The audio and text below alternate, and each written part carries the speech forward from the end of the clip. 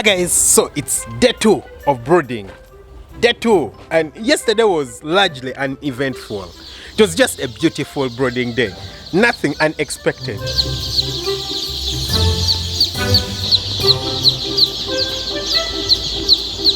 But first, I'll show you a bit of what we are doing around our chicken house. We've already planted a garden over here. You can see it on the side of the chicken house. We planted a garden to grow vegetables. It's the rainy season, and as you can see, it actually just finished raining maybe an hour or so ago. And you can see that our vegetables already started to sprout. You can see right there, yeah? And you see the small tiny white things on the ground over there. That's our vegetables sprouting. So this is going to be a vegetable garden over here. And right here we have some solar panels. Last night we had a power problem around the area.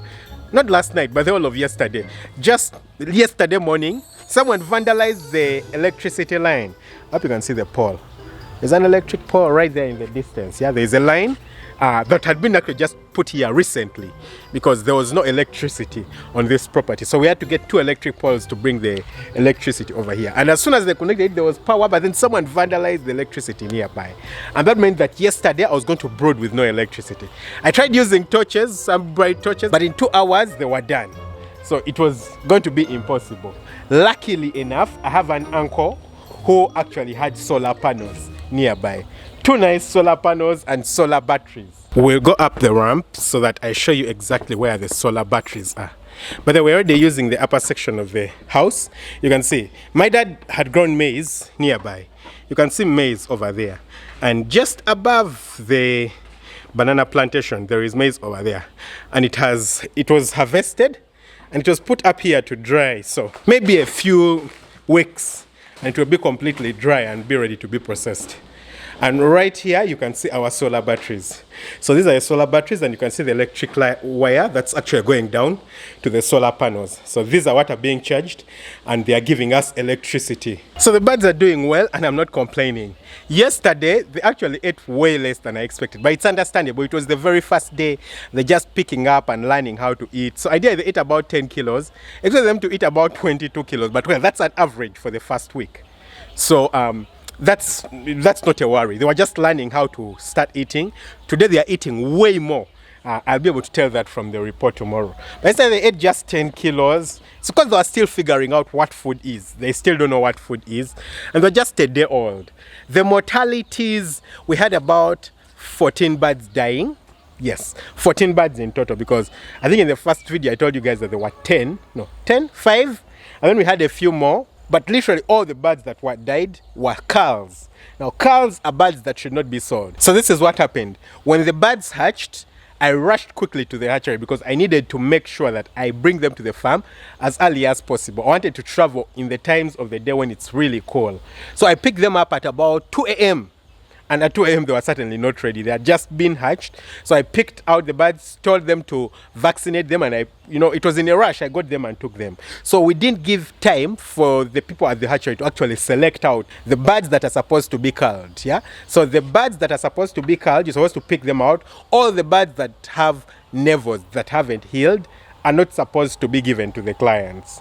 But well, since I was in a rush, we didn't have the time to do that. And so all the birds that are actually dying are birds that have nevers that didn't heal. And that's very understandable. It's because I rushed them.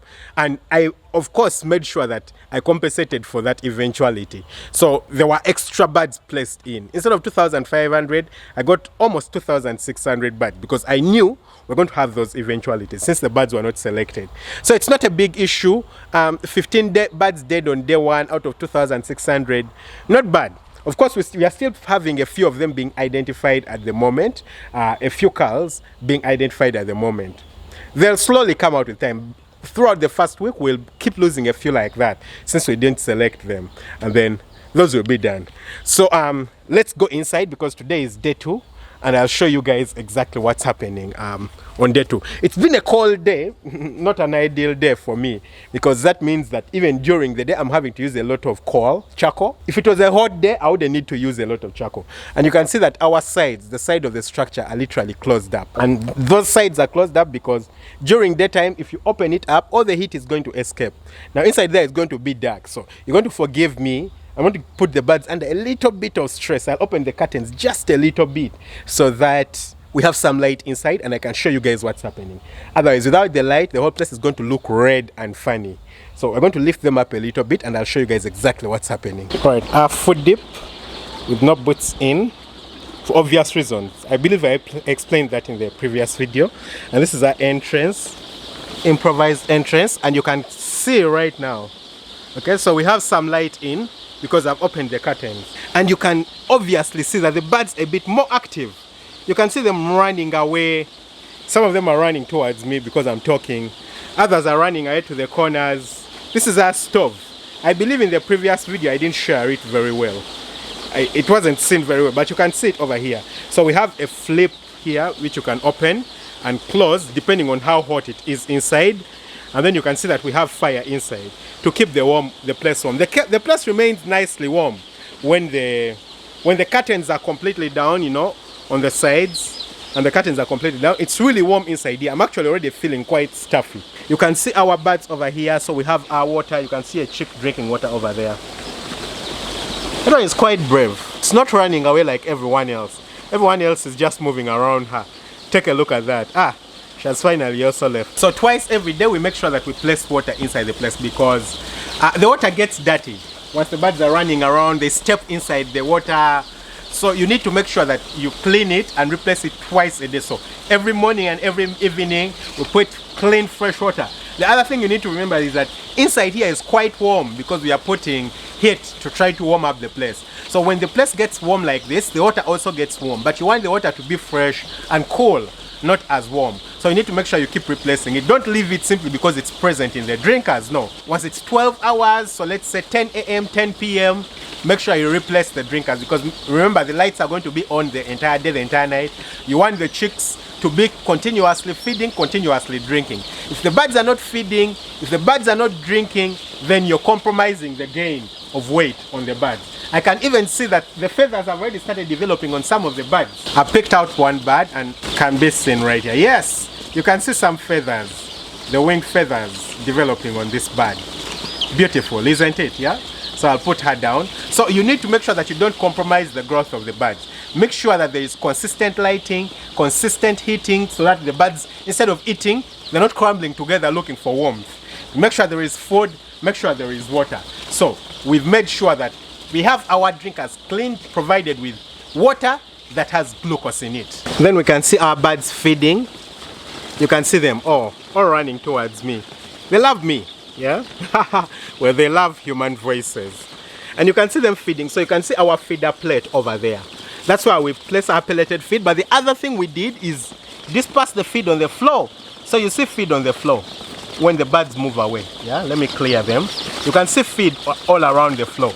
And of course it looks like it's wasted food, but it's not wasted food because as you can see, the birds have left, for example, that area over there where we have feed.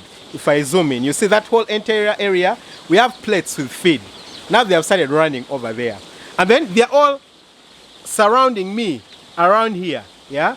So over there, you can see the birds clamping under the stove over there. Right? And it's because I've opened the curtain. So there's a bit of cold air coming in, which is not ideal. As soon as we close it up, they'll get dispersed again. But yes, so since the birds, won't just be looking for feed on the plates, you need to make sure that anywhere the birds step, for example, let's zoom in there. You can see birds picking the food from the ground. You see them? Yeah? They are picking the food from the ground. So you want to make sure that anywhere the birds step, anywhere the birds stand and look, there is feed. You're increasing the chances of the birds eating the feed by making sure that the feed is present on the feeders. And also, that's the advantage of having pelleted feed. If it was mash feed, then the nutrients and things like that, you can't put mash feed on the floor. Well, you can, but most of it won't be picked up because the micronutrients and the small tiny minerals, they won't be picked up by the birds because they leave them on the floor. The pelleted feed, they pick up the entire particle and it has everything inside. So that's the advantage of giving pelleted feed over the first few days to the birds. The other thing that we can see is that the Buddha pepper is quite dirty. You can see the poop, but that's not a big issue. Having poop on the Buddha pepper is not a big issue because it dries. You see, it dries, yeah? It dries, and that's the advantage of the Buddha pepper. It takes up all the moisture, all the water, and then you'll have just the dry matter remaining. And that's not going to remain for a long time. After 4 days, maybe 5 days, we're going to remove all this Buddha pepper because the birds will have attained enough weight and they'll have figured out what the feed is. Right now, when they run inside here, the place gets really, really loud because of the pepper. Once we remove the Buddha pepper, it will be quiet and nice. Quiet and nice. Of course, you can see that on this side of the house, we have a bit more feed. For some reason, the birds prefer the other side of the house. But right here, you can see that we have a bit more feed on the floor. You can see all the birds now running around me again. Look at all of them coming. Beautiful sight. Wow. Beautiful sight. All the birds running towards me. It's understandable that the birds have a preferred side, which is the other side. When they do choose to come this side, well, they'll find the food present. So we just make sure that there is food present so that we don't have any issues with growth and mortalities. All right, guys, so I'm now done inconveniencing the birds. We'll move and put our curtains down so that they get their warmth back up, okay? The drafts are not nice. Drafts are the cold spots inside the chicken house. So you can see that I used sticks to support the tarpaulin.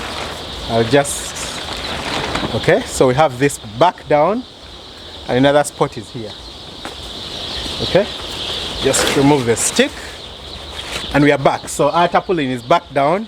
It's certainly way darker inside there, but it's the problem is not the darkness. The problem is that the color of the light is actually red because of the darkness outside. So hopefully our solar panels have actually, you know, given us a bit of enough light because as you can see, it's a cloudy day. It hasn't been a good day, but well, it's 2 batteries.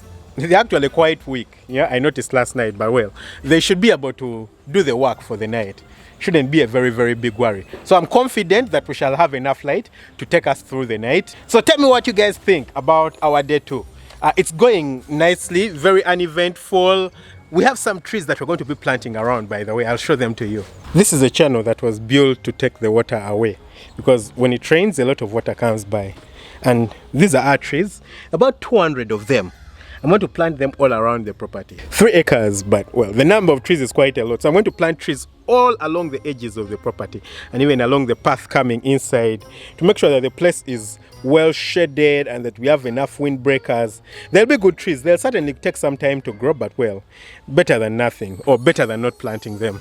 Tell me what you think about the project in the comment section below. And I would love to know, you who is watching, are you actually a poultry farmer? Quite curious to know whether the people who actually watch the channel are just interested or they are poultry farmers. Whether you actually just plan on going into farming or you're a farmer. Or you're not interested, you just love watching my videos. Tell me in the comment section below. I would love to know. Don't forget to hit that subscribe button, smash the notification bell, that way you never miss out on an upload. Lots of love. Bye-bye.